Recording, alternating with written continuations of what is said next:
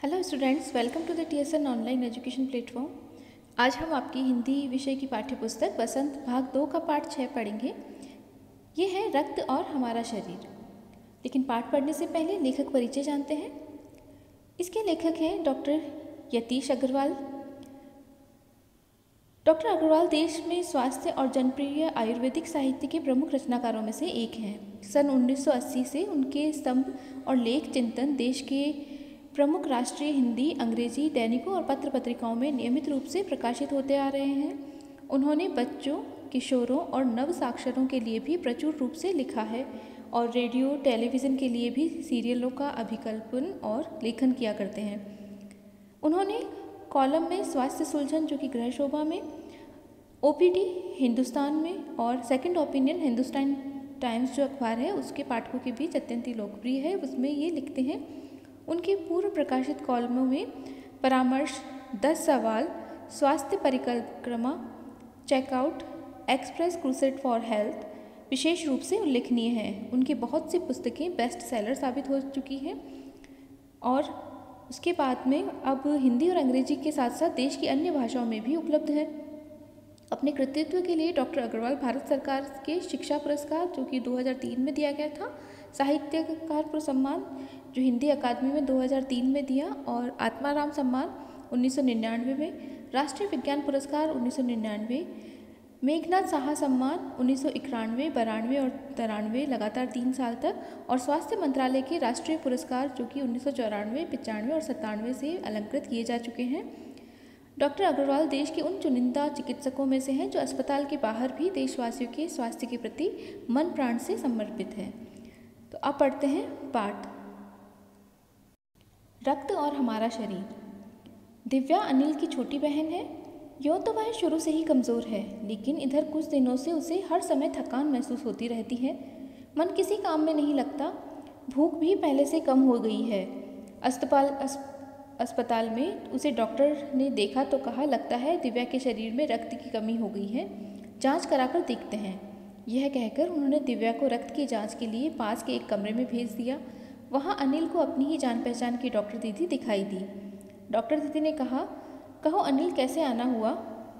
अनिल ने बताया, डॉक्टर ने दिव्या को खून की जाँच के लिए आपके पास भेजा है। इतना सुनते ही डॉक्टर दीदी ने दिव्या की उंगली से रक्त की कुछ बूंदें एक छोटी सी शीशी में डाल दी और स्लाइड पर लगा ली। फिर अनिल से बोली, अनिल तुम कल अस्पताल से रिपोर्ट ले जाना। यहाँ एक बच्चे के बारे में बताया है कि जिसकी बहन का नाम दिव्या है और वो उसकी छोटी बहन है। वैसे तो वो शुरू से ही कमज़ोर है, लेकिन अभी कुछ दिनों से उसकी तबीयत ज़्यादा ख़राब हो रही, जैसे उसे बहुत ज़्यादा थकान महसूस हो रही है और किसी भी काम में मन नहीं लग रहा है। साथ ही भूख भी बहुत कम लगती है। तो जब डॉक्टर को दिखाया तो डॉक्टर ने देखकर जांच करके ये कहा कि लगता है उसके शरीर में रक्त की कमी है, खून की कमी हो गई है, लेकिन इसका पता जांच कराने से चलेगा, तो उसके जांच कराकर देखते हैं। और इसके लिए उन्होंने पास के कमरे में, जहाँ ब्लड टेस्ट होता है, जहाँ रक्त की जाँच होती है, वहाँ पर भेजा। और वहाँ उस रूम में जो दीदी कलेक्ट करती हैं, ब्लड सैंपल लेती हैं, वो जो अनिल है उसकी जान पहचान की थी। तो उसे देखकर उन्होंने पूछा कि तुम यहाँ कैसे?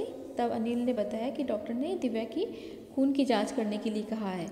तब जिस तरह से ब्लड सैंपल लिया जाता है वैसे ही दीदी ने लिया और उसे चेक किया और उसकी रिपोर्ट्स के लिए बोला कि कल अस्पताल से आकर रिपोर्ट ले लेना। अगले दिन अस्पताल पहुँचकर अनिल ने डॉक्टर दीदी के कमरे के दरवाजे पर दस्तक दी। भीतर से आवाज़ आई, आ जाओ। अनिल ने कमरे में प्रवेश किया तो पाया डॉक्टर दीदी सूक्ष्मदर्शी द्वारा एक स्लाइड की जांच कर रही थी। दीदी के इशारे से वह पास रखी एक कुर्सी पर बैठ गया। स्लाइड की जांच पूरी होने पर डॉक्टर दीदी ने साबुन से हाथ धोए और तौली से पहुंचती हुई बोली, अनिल, दिव्या को एनीमिया है, चिंता की बात नहीं है, कुछ दिन दवा लेगी तो ठीक हो जाएगी। तो डॉक्टर दीदी ने जब वो रिपोर्ट लेने गया तो रिपोर्ट देखते हुए बताया दीदी ने कि उसे एनीमिया है और लेकिन ये कोई चिंता की बात नहीं है, दवा लेने से ठीक हो जाएगा। अनिल के मन में जिज्ञासा हुई। वह बोला, दीदी एक सवाल पूछूं? हाँ हाँ, क्यों नहीं, डॉक्टर दीदी ने कहा। एनीमिया से आपका क्या मतलब है दीदी? उसने पूछा। यह जानने के लिए तुम्हें रक्त के बारे में जानना होगा, डॉक्टर दीदी ने कहा। फिर बोली, अनिल, देखने में रक्त लाल द्रव्य के समान दिखता है, किंतु इसे सूक्ष्मदर्शी द्वारा देखें तो यह भानुमति के पिटारे से कम नहीं। मोटे तौर पर इसके दो भाग होते हैं। एक भाग वह है जो तरल है, जिसे हम प्लाज्मा कहते हैं। दूसरा वह जिसमें छोटे बड़े कई तरह के कण होते हैं, कुछ लाल, कुछ सफ़ेद और कुछ ऐसे जिनका कोई रंग नहीं, जिन्हें बिंबाणु या प्लेटलेट कण कहते हैं। ये कण प्लाज्मा में तैरते रहते हैं। तो जब डॉक्टर जी ने उसकी प्रॉब्लम बताई दिव्या की कि उसे एनीमिया है, तो अनिल के मन में भी जिज्ञासा उत्पन्न हुई कि एनीमिया क्या होता है। इसके लिए उसने दीदी से पूछा। तो दीदी ने बताया कि पहले एनीमिया क्या है ये जानने से पहले तुम्हें ये जानना होगा कि रक्त क्या है। रक्त के बारे में जानकारी लेना बहुत ज़रूरी है। आगे डॉक्टर दीदी कहती है कि वैसे तो जो रक्त है, जिसे हम खून कहते हैं, वह देखने में लाल द्रव्य के समान होता है, लेकिन जब अगर उसे सूक्ष्मदर्शी से, माइक्रोस्कोप से देखें तो यह भानुमति के पिटारे से कम नहीं है। भानुमति का पिटारा हिंदी भाषा का एक मुहावरा है, लोकोक्ति जिसे कह सकते हैं, लोकोक्ति है। और इसका मतलब होता है कि एक छोटे से बक्से में बहुत सारी ज़रूरत की या बिना ज़रूरत की बहुत सारी चीज़ें इकट्ठी करके रखना। तो भानुमति का पिटारा से मतलब ऐसे बहुत सारे सामान एक ही छोटे से बक्से में रखना।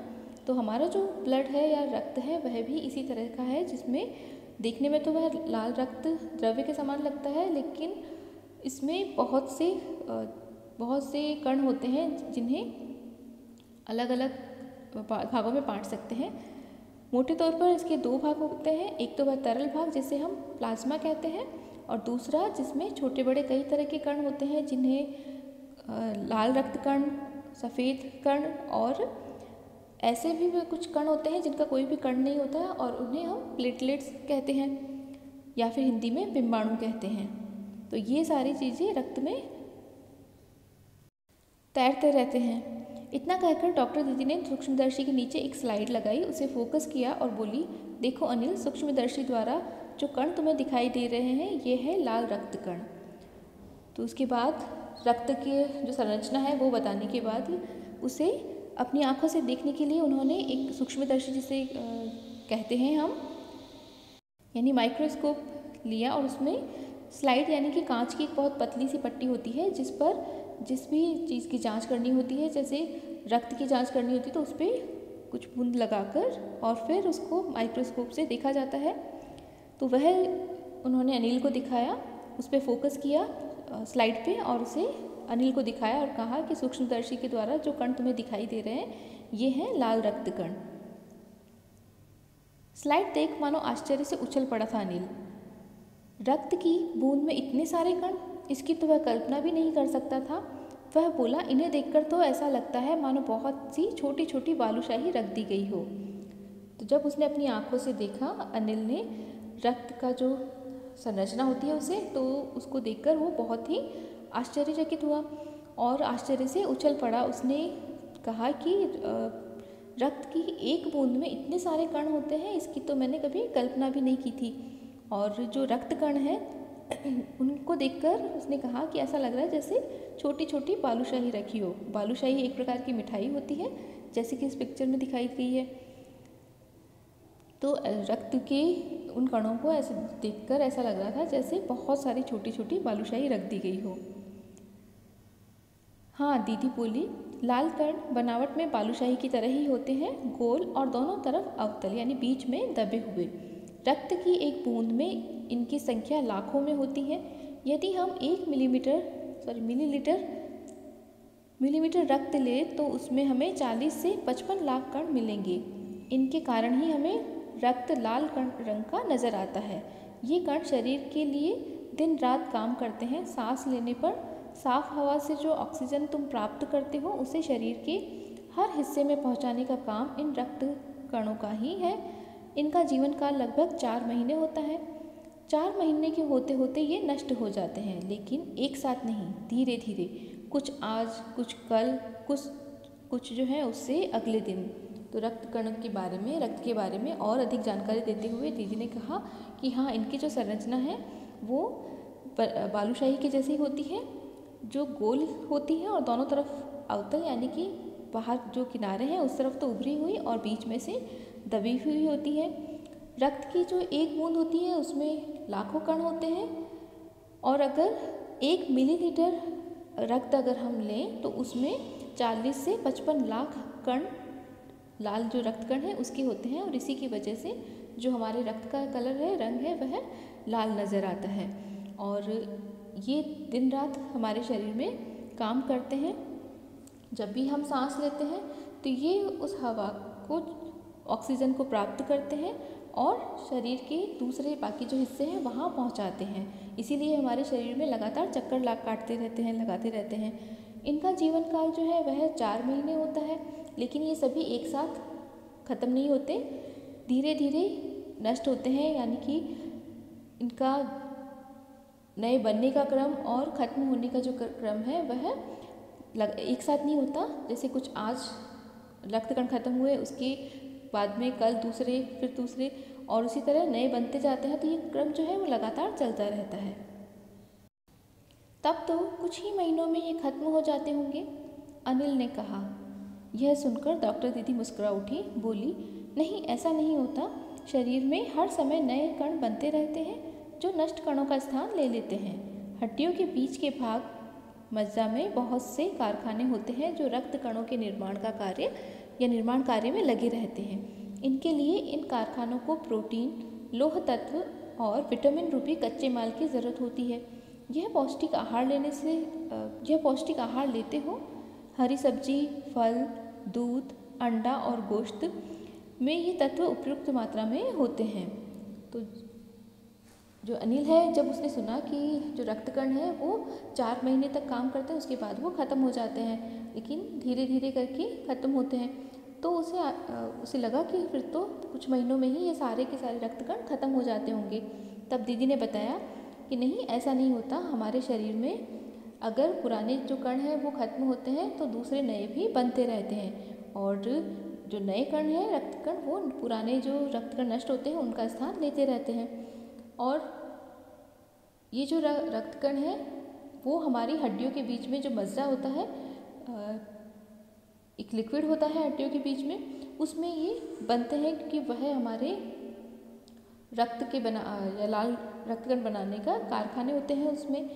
उसी वजह से लगातार ये रक्त कण भी बनते रहते हैं। लेकिन जैसे हमें पता है कि जब कारखाना कोई होता है, कार्यालय जहाँ कार्य किया जाता है, जहाँ इस तरह के उद्योग धंधे होते हैं, तो वहाँ सामान जहाँ बनता है वहाँ कच्चे माल की भी ज़रूरत होती है, तभी तो सामान बनेगा। तो इसी तरह हमारे शरीर में जो हड्डियों के बीच में मज्जा होता है वह रक्त कणों का निर्माण करता है, लेकिन उसके लिए उन्हें कच्चा माल हमारे शरीर के लिए जो होगा वह है प्रोटीन, लौह तत्व और विटामिन।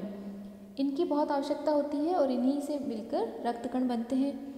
और ये हमें मिलता है पौष्टिक आहार से, संतुलित भोजन जिसे कहा जाता है उससे। तो इसके लिए हमारे भोजन में होना चाहिए हरी सब्जियाँ, फल, दूध, अंडा और गोश्त। ये तत्व हमारे शरीर के लिए बहुत ही ज़रूरी है, हमारे शरीर में रक्त की कमी ना हो इसके लिए, ताकि हमारे जो नए रक्त कण हैं वो बनते रहें। आगे, यदि कोई व्यक्ति उचित आहार ग्रहण नहीं करता तो इन कारखानों को आवश्यकता अनुसार कच्चा माल नहीं मिल पाता। नतीजा यह होता है कि रक्त कण बन नहीं पाते, रक्त में इनकी कमी हो जाती है। लाल कणों की इसी कमी को एनीमिया कहते हैं। अब जब डॉक्टर दीदी ने अनिल को रक्त की संरचना समझाई और किस तरह से वह कार्य करता है इसके बारे में बताया, और हमारे शरीर में रक्त के नए जो कण होते हैं उनका निर्माण कहाँ होता है, किससे मिलकर किस तरह से होता है, इसके बारे में बताया। तो आगे उन्होंने कहा कि जो संतुलित आहार लेने से हमारे शरीर के लिए कच्चे माल की ज़रूरत पूरी होती है, और वह ज़रूरी है कि हम संतुलित आहार लें, उचित आहार लें। अगर हम ऐसा नहीं करेंगे, संतुलित आहार नहीं लेंगे, तो हमारे शरीर में जो लाल रक्त कण निर्माण के जो कारखाने हैं वो या उन्हें आवश्यकता अनुसार कच्चा माल नहीं मिल पाएगा, और उसकी वजह से उसका नतीजा यह होगा कि जो रक्त कण है वह नहीं बन पाएंगे, और इसकी कमी की वजह से हमारा जो रक्त है उसमें लाल रक्त कणों की कमी हो जाएगी, और यही एनीमिया कहलाता है।